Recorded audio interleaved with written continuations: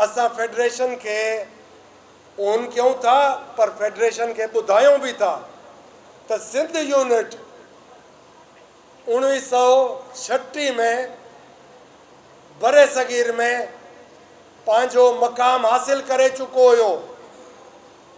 Indus civilisation तो उन खां भी पुराणी आहे ऐं बलोचिस्तान पंहिंजो हिकिड़ो रुख इख्तियार कयो हुयो।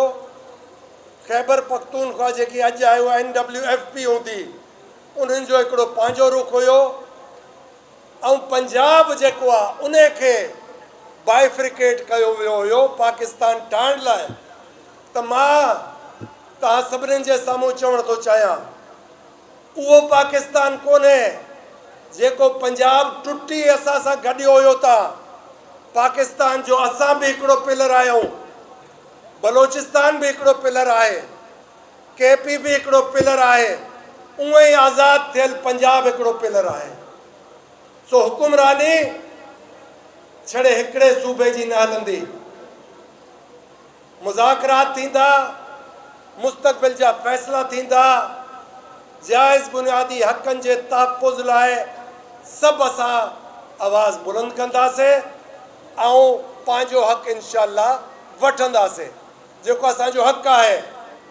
जीअं हाणे IMF खां जे कर्ज़ो वरितो वियो आहे त उन कर्ज़े खे वापसि करण लाइ असां सिंधी पंहिंजे हिस्सो जो मोटाईंदासीं या न मोटाईंदासीं, या उहो असांखे माफ़ थी वेंदो। जे माफ़ न थींदो त असांजो हक़ ओतिरो ई आहे जेतिरो ॿियनि जो आहे, ख़ासि तौर ते पंजाब जो जेतिरो हक़ आहे। इन ई क़िस्म सां डेवलपमेंट उन में असां पुठिते रहियल आहियूं। उन जो अज़ालो केरु कंदो?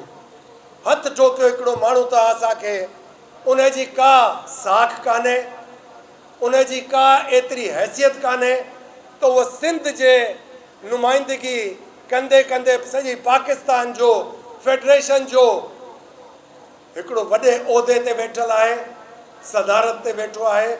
त मां उन सां गॾींदुसि हिकिड़ी शइ, उहो तव्हां बि संजीदगी सां ॿुधो त जेको अॼु इहो चए थो त असां तव्हांजो फ़ैसिलो हक़ में कराए आया आहियूं तो वो गुमराह करे तो ताकि हम लोग आज ये सोचते हैं कि हमारा क्या बनेगा। हमारा इंशाअल्लाह अल्लाह बहुत अच्छा करेगा क्योंकि हम हक पे हैं। ये सूफियों की धरती है, सिंध सूफियों की धरती है। इससे जो गद्दारी करेगा उसके बच्चे भीख मांगेंगे, उनको भीख नहीं मिलेगी, ये मैं बता दूं। और सिंध की आवाम शऊर आ चुका है। मैं आज ये भी कहूँगा कि लॉयर्स जब निकले थे, मैं खुश हुआ था कि हम लॉयर्स को देख रहे हैं कि वो एक काफिला लेके आगे निकले हैं।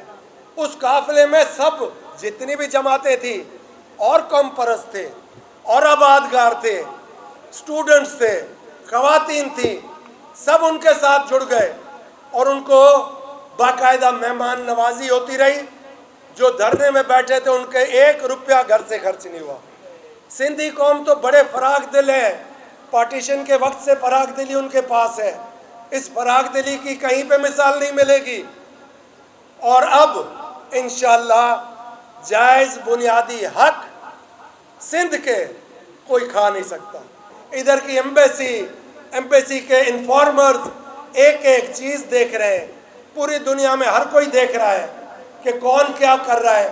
तो ऐसे माशी दहशत गर्दों पे भी हमले के इंतज़ार कर रहे हैं कि उनका सफाया, ये जो दहशत गर्दों के लिए इतने पूरे बटालियन जाती है, इधर तो 2 जवान ही सिर्फ भेजने होंगे, दोनों को कान पकड़ के ले आओ और टांगो इनको।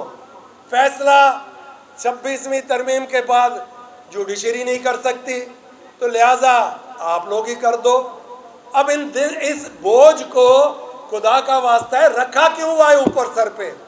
फेंक दो दरिया में, जहाँ फेंक सकते हो जल्दी फेंको। तो हम एक रिक्वेस्ट ज़रूर करते हैं, फेडरेशन अगर एहसास महरूमी में किसी सूबे को छोड़ेगी तो एहसास महरूमी अब बर्दाश्त नहीं होगी। सबको बराबरी के हिस्से से चलाओ। और जो 1960 में سندھ تاش معاہدہ ہوا تھا اس کو ابینس میں رکھ دیا ہے ہندوستان کی طرف سے. وہ لیٹر ادھر آ گیا ہے حکومت کے پاس.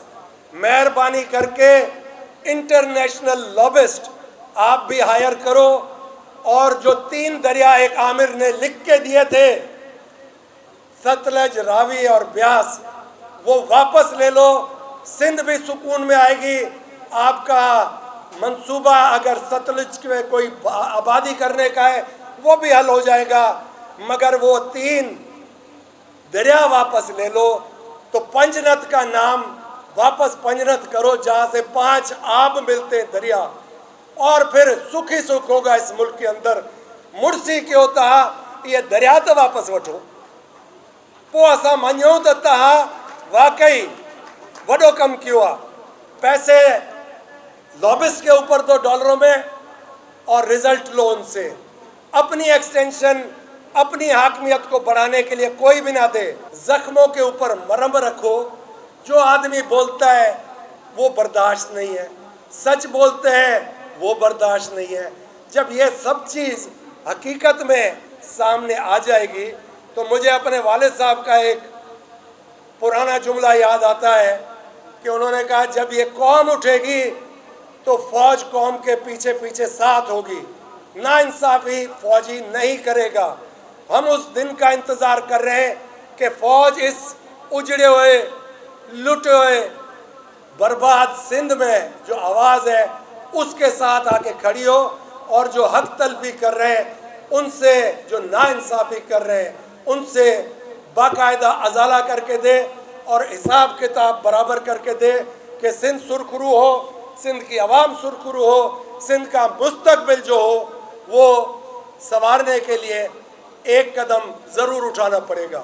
دوسرا میں کہوں گا کراچی والے دوست ابھی تک یہ محسوس نہیں کر رہے کہ جب 84% کوٹری بیراج کا پانی کلری میں جاتا ہے، پھر کلری سے وہ آتا ہے پاکستان کے ماضی کے کیپٹل اور موجودہ سندھ کا دارالخلافہ جس میں آپ لوگ بستے ہو. اس کے لیے بھی ہم ہمت کر رہے ہیں کہ آپ لوگوں کا پانی آپ تک پہنچے. صرف سندھ کے آبادگار نہیں، صرف سندھ کے زمیندار نہیں، جو شہر میں بستے ہیں، جھگیوں میں بستے ہیں یا بلڈنگوں میں بستے ہیں یا محلوں میں بستے ہیں، کاروباری اشرافیہ، ان کا پانی بھی، اس کے لیے بھی ان کو نکلنا پڑے گا.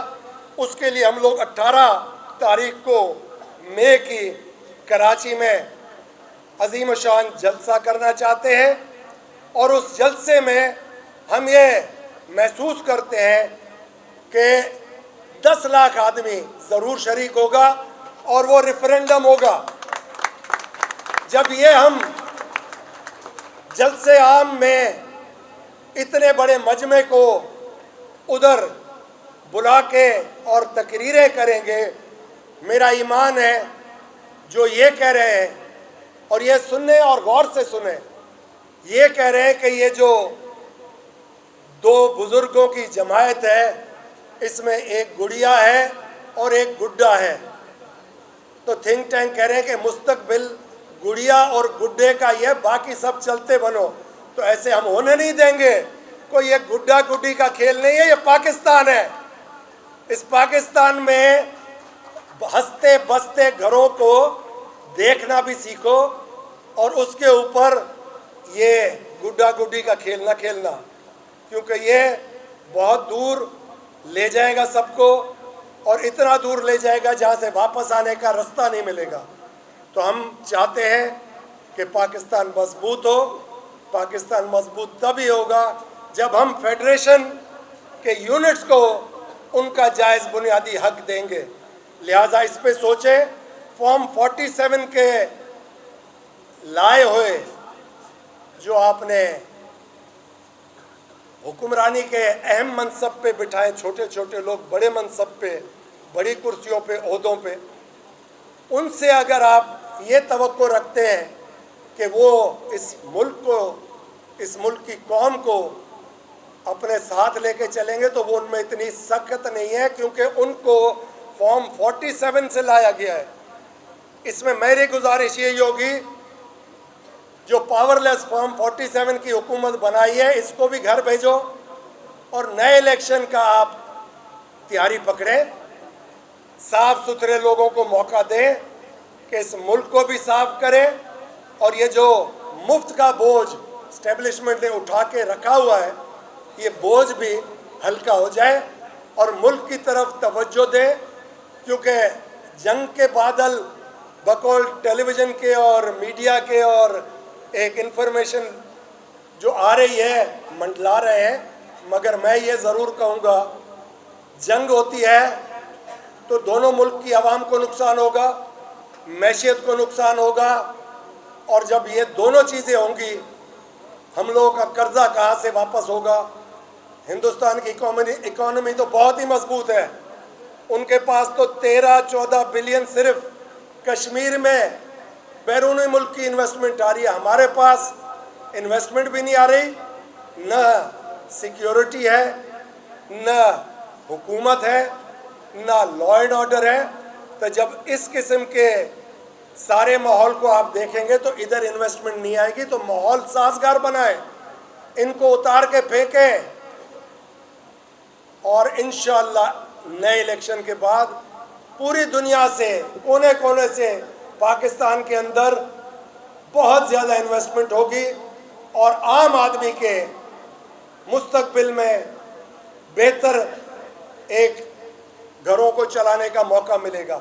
تو ہم یہی آپ کو گزارش کریں گے, ہر آدمی یہ کہہ رہا ہے کہ اس وقت حکومت نام کی چیز نہیں ہے, جو حکومت ہے وہ پاور لیس ہے. تو جب حکومت چلی کہیں اور سے رہی ہے تو خدا کا واسطہ ہے ان کو گھر بھیج کے سامنے خود ہی آ جاؤ, ان لاشوں کو پھینکو جدھر پھینکنا ہے, خود آ کے ایک دفعہ کام کر لو جو کرنا ہے.